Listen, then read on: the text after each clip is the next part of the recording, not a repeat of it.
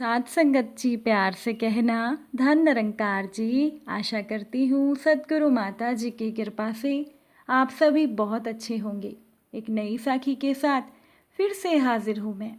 साध संगत जी, आज की साखी एक सत्य घटना पर आधारित है, तो चलिए आज की साखी सुनते हैं। साध संगत जी, सत्य घटना पर आधारित ये साखी 2 साल पुरानी है। जब एक जगह स्कूल बस की हड़ताल चल रही थी, तब सरिता के पति अपने व्यवसाय की एक मीटिंग में व्यस्त थे। इसीलिए सरिता को अपने 5 साल के बेटे को स्कूल से लाने के लिए 2 व्हीलर पर जाना पड़ा। जब सरिता 2 व्हीलर से घर की ओर वापस आ रही थी, तब अचानक से रास्ते में सरिता का बैलेंस बिगड़ गया और सरिता और उसका बेटा वो दोनों गाड़ी सहित नीचे गिर गए। सविता के शरीर पर कई खरोंचें आई, लेकिन ईश्वर की कृपा से सरिता के बेटे को कहीं खरोंच तक नहीं आई। साध संगत जी, उन दोनों को नीचे गिरा हुआ देखकर आसपास के कुछ लोग इकट्ठे हो गए और उन्होंने सरिता और उसके बेटे की मदद करनी चाहिए। तभी सरिता की काम वाली बाई राधा ने सरिता को दूर से ही देख लिया और वो उनके पास दौड़ी चली आई। राधा ने सरिता को सहारा देकर खड़ा किया और अपने एक परिचित से सरिता की गाड़ी एक दुकान पर खड़ी करवा दी। राधा सरिता को कंधे का सहारा देकर अपने घर ले गई, जो कि पास में ही था। जैसे ही सरिता अपनी काम वाली बाई राधा के घर पर पहुंची, तब राधा के दोनों बच्चे सरिता के पास आ गए। राधा ने अपने पल्लू से बंधा हुआ 50 रुपए का नोट निकाला और अपने बेटे राजू को दूध, ब्रेड और एंटीसेप्टिक क्रीम लाने के लिए भेजा और राधा ने अपनी बेटी रानी को पानी गर्म करने को कहा। अब राधा ने सरिता को एक कुर्सी पर बिठाया और मटके का ठंडा पानी पिलाया। इतने में राधा की बेटी रानी ने पानी गर्म कर दिया था। इसके बाद राधा ने सरिता के सारे जख्मों को गर्म पानी से अच्छी तरह से धोकर साफ किया और राधा सरिता के लिए एक नया तौलिया और एक नया सूट लेकर आ गई। राधा ने सरिता के जख्मों को अच्छी तरह से साफ करके जहाँ जहाँ पर मामूली चोट थी वहाँ पर एंटीसेप्टिक क्रीम लगा दी। साथ संगत जी, इसके बाद सरिता को कुछ राहत महसूस हो रही थी। राधा ने सरिता को पहनने के लिए एक नया सूट दिया और राधा ने कहा कि मैडम जी, ये सूट मैंने कुछ ही दिन पहले ही खरीदा है, लेकिन मैंने ये सूट आज तक नहीं पहना। आप ये सूट पहन लीजिए और थोड़ी देर आराम कर लीजिए।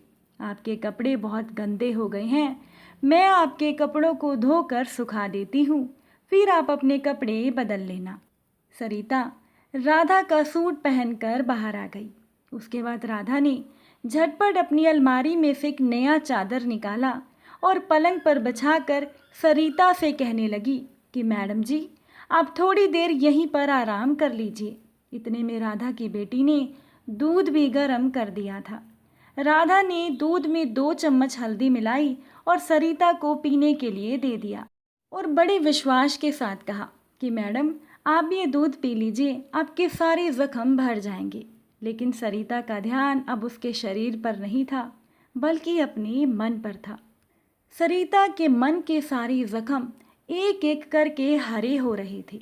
सरिता सोचने लगी कि कहाँ मैं और कहाँ ये काम वाली बाई राधा, जिस राधा को मैं हमेशा फटे पुराने कपड़े देती थी। उसने आज मुझे एक नया तौलिया दिया, अपना नया सूट दिया और मेरे लिए नई चादर भी बिछाई। धन्य है ये काम वाली बाई राधा। एक तरफ सरिता के दिमाग में ये सब चल रहा था, तब दूसरी तरफ राधा गरम गरम चपाती और आलू की सब्जी बना रही थी। थोड़ी देर में राधा थाली लगाकर ले आई और सरिता को कहने लगी कि आप और आपका बेटा दोनों खाना खा लीजिए। राधा को मालूम था कि सरिता का बेटा आलू की सब्जी ही पसंद करता है और उसे गरम गरम रोटी चाहिए। इसीलिए राधा ने अपनी बेटी रानी से तैयार करवा दी थी। अब रानी ने बड़े ही प्यार से सरिता के बेटे को आलू की सब्जी और रोटी खिलाई और दूसरी तरफ सरिता प्रायश्चित की आग में जल रही थी। सरिता सोच रही थी कि जब भी राधा का बेटा राजू मेरे घर आता था तो मैं उसे एक तरफ बिठा देती थी।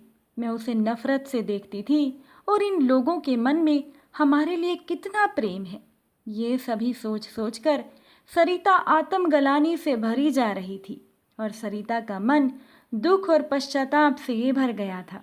तभी सरिता की नज़र राजू के पैरों पर गई जो कि लंगड़ा कर चल रहा था। सरिता ने राधा से पूछा कि राधा, तुम्हारे बेटे राजू के पैर को क्या हो गया? क्या तुमने इलाज नहीं करवाया?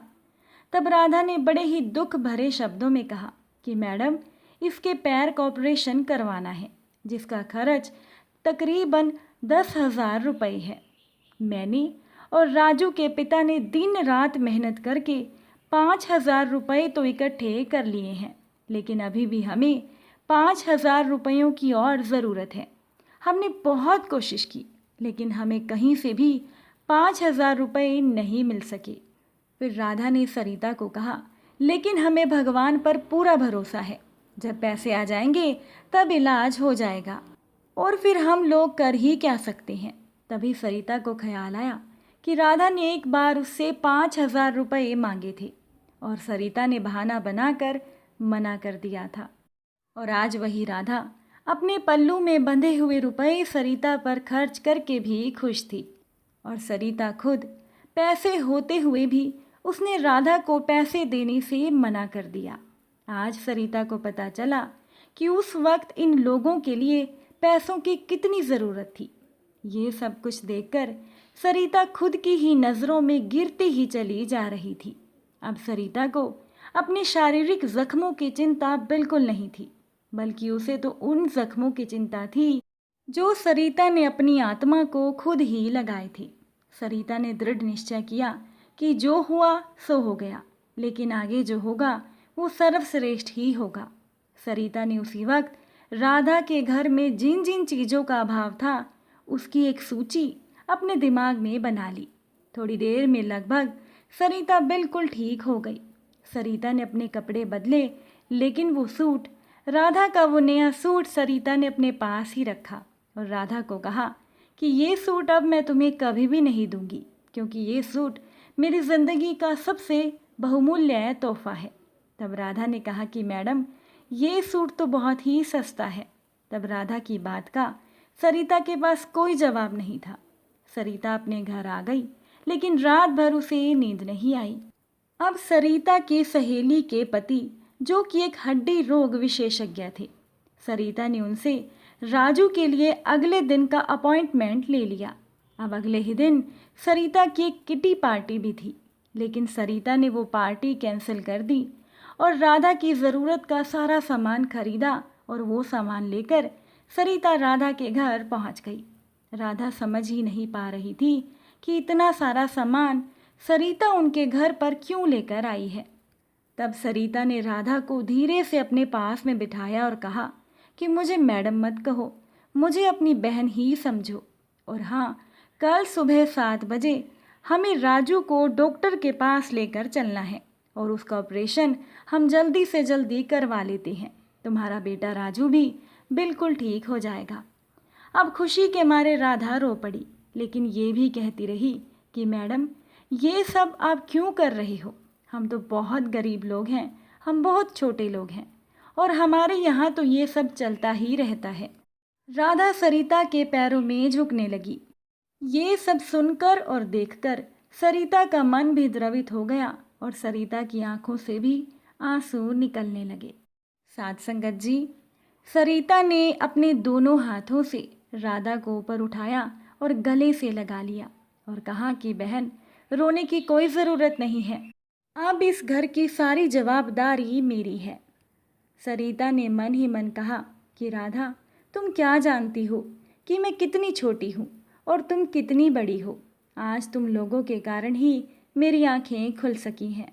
मेरे पास इतना सब कुछ होते हुए भी मैं भगवान से और अधिक की भीख मांगती रही।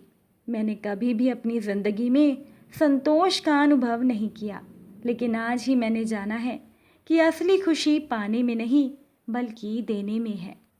साथ संगत जी, आपको ये साखी कैसी लगी कमेंट द्वारा ज़रूर बताइएगा।